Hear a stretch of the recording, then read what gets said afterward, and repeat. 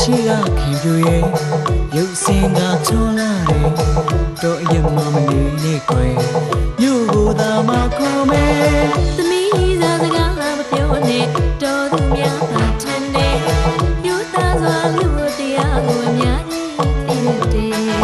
ဘောစိတ်ကောင်းနေပေါင်းတောင်းမှမယ်